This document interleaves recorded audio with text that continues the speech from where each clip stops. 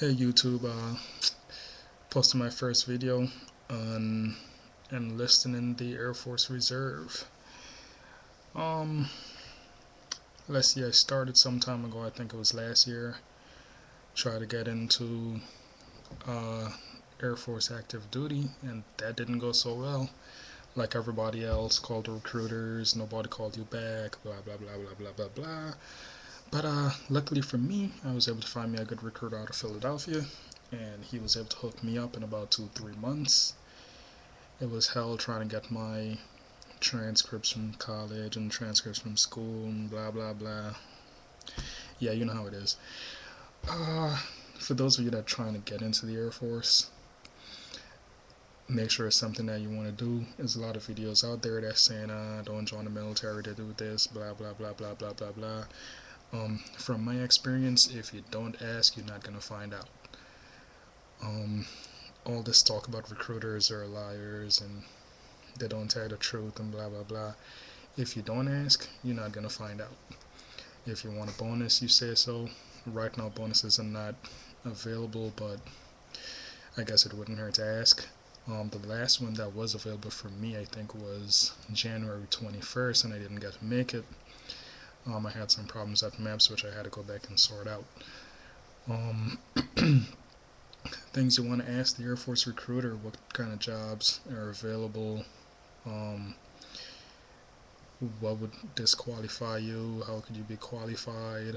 Um, my biggest problems was getting my high school transcripts. Um, it took probably about 2 weeks to get those. My college transcripts, those took about another 2 weeks. Um, but yeah, if you show interest, your recruiter is gonna work with you. Well, that was the experience that I had. The recruiter here in Georgia, well, that was a different story. I ain't heard back from her since last year, so I mean, all in all, take it or leave it. But yeah, my recruiter in Philadelphia, he was pretty good. He dealt with everything. Everything was processed really fast. He kept in constant contact with me. It might not be when I wanted a reply, but he got back to me in 2 3 days tops. Um, he had all my paperwork processed for maps. And just a hint, when you go to maps, make sure you have a checklist and you check everything. I went off to maps and I forgot well, I didn't forgot it, but my social security card. Got to the office and getting ready to drive to maps and didn't have a social security card. Basically, my wallet was stolen, and believe it or not, well, not stolen, but I kind of lost it. And believe it or not, I just recovered it about 2 weeks ago. I think I left it at a hotel, and the hotel finally called me and said, "Hey, we got your wallet here. We called you before," which and I never received a call before, but yeah. The enlistment process wasn't too hard. It was all about an interview. The interview was first. He checked to make sure I was qualified, no broken bones, etc., etc., etc. Gave me a brief on how the process would go, things that would disqualify me. Um, what else? That was mostly it. He asked for all the info that he would need, which would be my high school transcripts, college transcripts, and seeing that I was an American, a green card, birth certificate. Um, what else? He asked me what kind of jobs I was interested in. Well, I've been working in the airline industry for about, this is probably going on 5 years. So no, I wasn't looking to be a pilot, but I was looking into something more like aircraft maintenance. He asked me where I wanted to get based. I was looking to get based here at home in Georgia, but I ended up getting based at Andrews Air Force Base, which is not bad. I went to school in the DC area, so that's pretty good for me. Initially, I wanted Loadmaster, and he kept insisting that it wasn't available, and I kept being persistent, as everybody else tells me.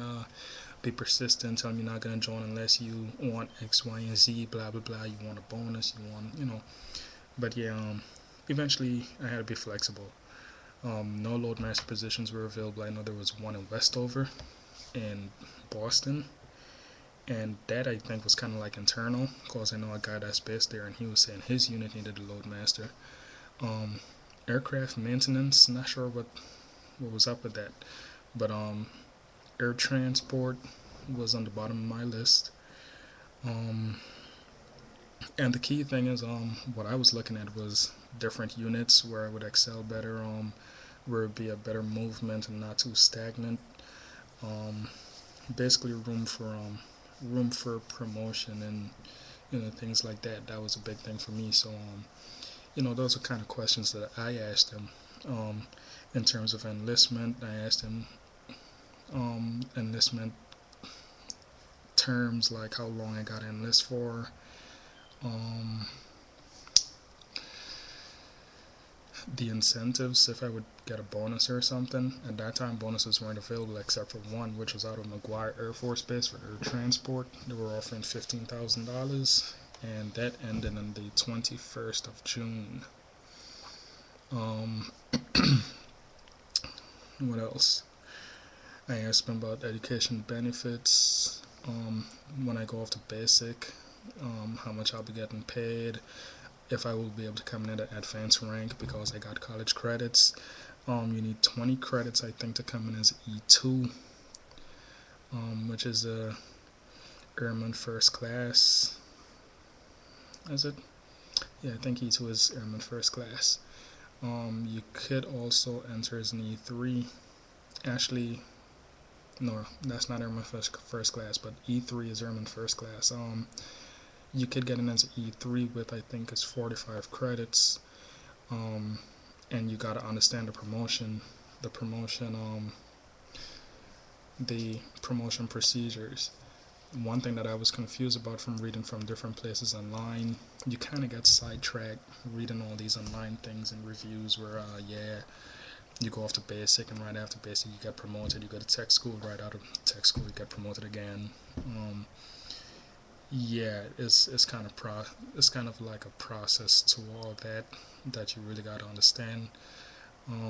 So don't expect to join as an airman and end up as a staff sergeant or something ridiculous, right after tech school. Um, I did a lot of research before I actually went into him to find out like what my tech school is gonna be, how long it's gonna be, the different benefits I'll get in basic, um, different things like that. So get your questions ready before you go into a recruiter. It's going to help the process go by a lot faster. That way you don't leave his office and you're blowing his phone up like every 2 days, leaving 50 messages in his voicemail, and he's going to get annoyed, hearing from you. Basically, that was my experience when I first went in for my initial interview. Um, did my paperwork to go into MEPS for processing. MEPS is a whole different story. I got to do a separate video on that. But yeah, if you guys got any questions, feel free to hit me up. I'll be posting some more videos on MEPS and the enlistment process and dep call. See ya.